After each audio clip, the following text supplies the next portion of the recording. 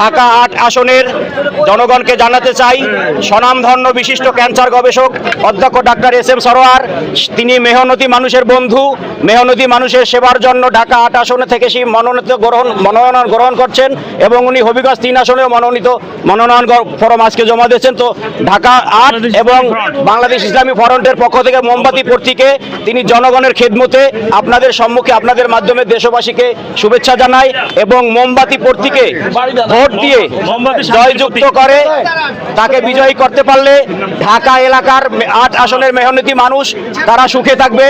উনি এমনি অনেক স্বনামধন্য ক্যান্সার গবেষক, ওনার ছোঁয়ায় ক্যান্সার, কিডনি, থ্যালাসেমিয়া, এইডস বিভিন্ন রোগ, জটিল রোগ যেখানে অন্যান্য ডাক্তার ব্যর্থ, উনি সফলভাবে সেটার চিকিৎসা দিয়ে থাকেন।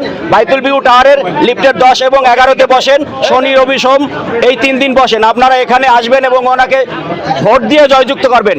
আজকে ওনার পক্ষে আমরা মনোনয়ন গ্রহণ করেছি এবং জমা দিয়েছি রিটার্নিং অফিসারের হাতে। আপনারা আমাদের মোমবাতির প্রার্থীকে জয়যুক্ত করবেন। আপনাদের সাংবাদিক ভাইদেরকে অসংখ্য ধন্যবাদ আমাদের এই কথাগুলো বিশ্ববাসীকে দেখানোর জন্য। আপনারা আমাদের জন্য দোয়া করবেন। আসসালামু আলাইকুম ওয়া রাহমাতুল্লাহি ওয়া বারাকাতুহু। মাগফিরাতু।